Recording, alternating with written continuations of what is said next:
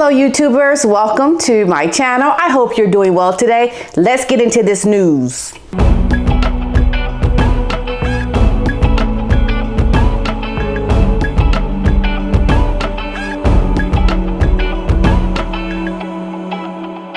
The Queen's favorite game laid bare ahead of the Grand Jubilee celebrations incredibly popular. The Queen's favorite game has been laid bare by a team of gaming experts ahead of the Jubilee celebrations. Now, next month, very soon, the 96-year-old monarch will reach the monumental milestone of 70 years on the throne, and that marks the beginning of the grand celebrations in the UK. Queen Elizabeth II is incredibly fond of the name game, in which players must write the names of famous people or characters on a post-it note to place on another person's forehead. Said player must then attempt to guess the name of the post-it note through a series of yes or no questions. The name game is said to be an incredibly popular game with the royal family when the whole family comes together during the holidays. Now, Prince William also revealed that he and Kate and their children, Prince George, Princess Charlotte, and Prince Louis, let the two games go on for hours. They just love it. Interestingly, though, the Queen has banned Monopoly in her presence with Prince Andrew, stating that in an interview that the arguments during the game get too vicious. Meanwhile, Diana Ross, Queen, and Adam Lambert, Duran Duran, and Sir Rod Stewart will perform at a star-studded concert to celebrate the Queen's Jubilee. It is going to be so much fun, amazing. I can't wait to watch it. The Platinum Party at the Palace will be watched by 22,000 people live and will be broadcast on BBC One on June 4th. The concert will be one of the centerpieces of the Jubilee celebrations, which will take place over a festive 4-day bank holiday weekend next month. It's coming up, only a couple of weeks to go, a little less. I don't know, but I'm excited. Are you excited? Never waver. Justin Trudeau pays tribute to Prince Charles as pair meet on a Canada trip. Now, Justin Trudeau has paid tribute to Prince Charles' commitment to Canada as the Duke and the Duchess of Cornwall made a royal visit to the Commonwealth country. See, Harry and Meghan could have been doing this. They could have been the spokespeople for Canada. But, you know, their heads just got too big. So anyway, they have lost their way, essentially. So we're glad to see that Prince Charles and Camilla are there. And the prince, he arrived in Canada on Tuesday alongside his wife Camilla as the pair started their 3-day Jubilee tour of the Commonwealth country. The royal couple began their visit by meeting Prime Minister Justin Trudeau. Their visit was warmly received by the Canadian leader, who won his 4th consecutive federal election last August.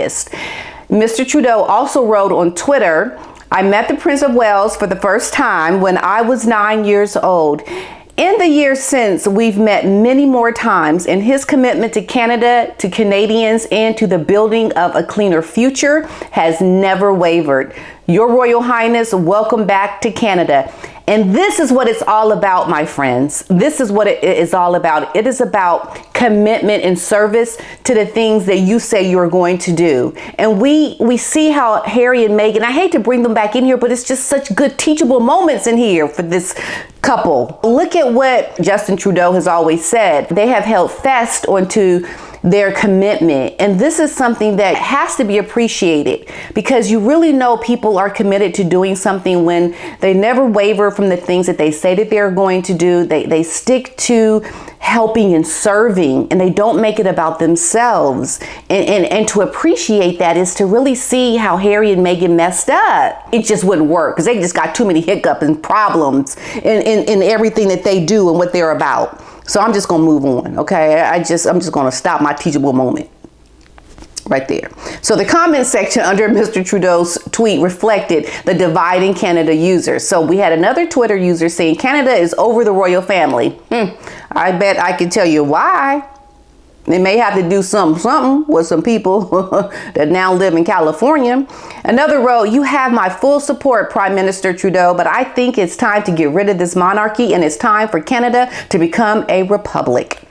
Yeah, people are starting to see that this is something they don't want to be a part of, because they can be hypocrites. And who represents this in a very big and loud way? I think you know the answer. Another wrote, I love seeing the Crown and Canada still have a great relationship. Yes, so we got some support, but mostly, I don't know, what are the Canadians thinking? Makes you wonder how this all got stirred up. And it could have also been part of what happened with William and Kate when they went abroad. You see, you can look at the bad actors, Meghan and Harry, and you can think, oh, they silly, they wackadoos. I'm not going to pay no attention to them. But in a very subtle way, they are making an impact on the royals who are doing the work and who are committed to the work. Maybe that has always been there.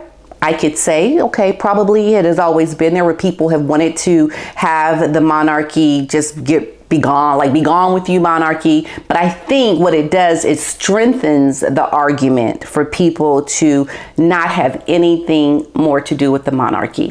And I think that happens because of the wackadoos in California. Prince Charles moved by Ukrainian community speaking on his late father. Great honor. Prince Charles was moved by comments from the Ukrainian community he visited about the passing of his father, Prince Philip.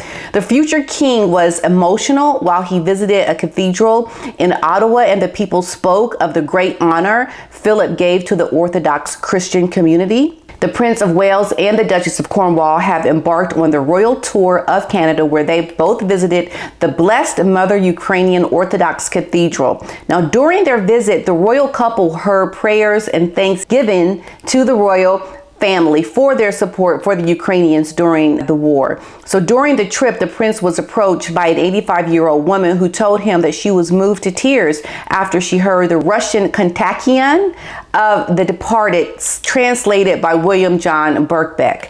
The moving tune was played by St. George's Chapel in April of 2021 for the Duke of Edinburgh's funeral service. Dr. Jenny Duke-Chalk said, I thank you personally. His soul rests in peace.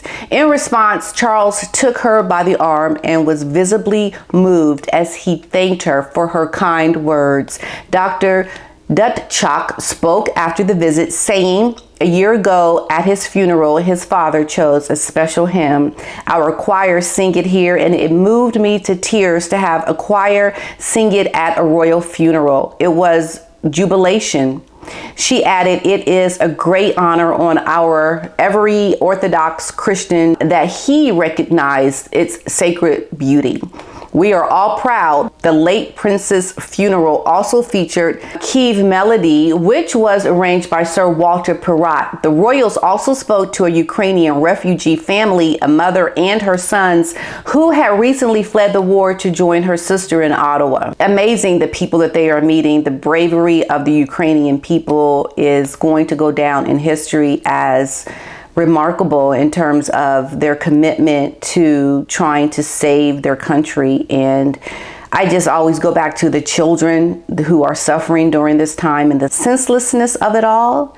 It really is so tragic, and keeping the Ukrainian people and community in my prayers, most definitely. So Prince Charles and Camilla, the Duchess of Cornwall's Canadian royal tour being cut short is a slap in the face to the monarchy. Prince Charles and his wife Camilla, the Duchess of Cornwall, are set to travel to Canada on May 17th. They have already done this as part of their 3-day royal tour. Speaking to GB News, royal expert Hadel Manku discussed Charles and Camilla's short tour and how it is a slap in the face to the British monarchy. So speaking on GB News, Mr. Hadel Manku said that I think on the back of the visit of the Caribbean of the Duke and the Duchess of Cambridge and the Earl and the Countess of Wessex, and also given what we've seen in Canada over the past year or two in regards to the treatment of the Indigenous people. We've seen the toppling of statues of kings and queens of Canada, setting alight of churches by Indigenous people, and I think that there is going to be a certain degree of trepidation.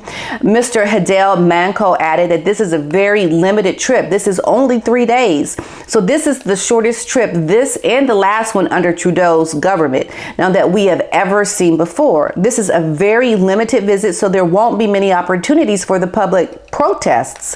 So Mr. Hidel Manco said the short visit is a case of current Liberal government in Canada not being keen on the monarchy. He added, "You've seen a very reduced celebration for the Platinum Jubilee compared to the Diamond Jubilee. For example, Canada has always issued Jubilee medals and coronation medals, and this is the first time in history that Canada isn't issuing a Platinum Jubilee medal. Despite protests from the opposition and on the provincial level, they are all having their own medals done in protest to what Trudeau has done," which I think it's a bit of a slap in the face to the monarchy. So we see that the dust around the monarchy, pro, not pro monarchy, and all of this is definitely going through some things. And we can look back on this all being the cause of Harry and Meghan getting it started up again in the news, the protests, and really having an effect on it. And we don't know what's going to happen, but for the first time since I have been really watching the royals personally, I have started to see the opposition a lot more bold and in your face. And this can only be a sign of what is to come in the future. But we'll just have to wait and see, like all the things that we've been waiting to see, because every time we wait and see, we see what has happened. Like we wait and then we see what has happened. And then we're like, oh my goodness. Yeah, those wackadoos over in California are having some impact on it in a very negative kind of way. And this, I believe, is going to be how they are going to suffer their demise continually, because they are putting out such negativity and such opposition to the good work of the crown, of the monarchy, that they are going to get that back twofold on their own lives. Because they're putting out the bad, they're going to get the bad in a much darker, much more sinister way for them, because they have no reason to do it. No reason. And the reason why they're doing it is for themselves, for superficial reasons, and it is disgusting. But let's make this about the Queen and all of the good that she has done in marking her 70 years on the throne. A remarkable woman and remarkable work. However you look at it, she's done a lot of good. And I've learned a lot as an American. And I'm trying to bring what I learned to you and those other fellow Americans who can maybe start to appreciate it and see it for the good that it is, because they do have a lot of good. Okay, I hope you enjoyed this one, and I will see you in the next one. Bye-bye.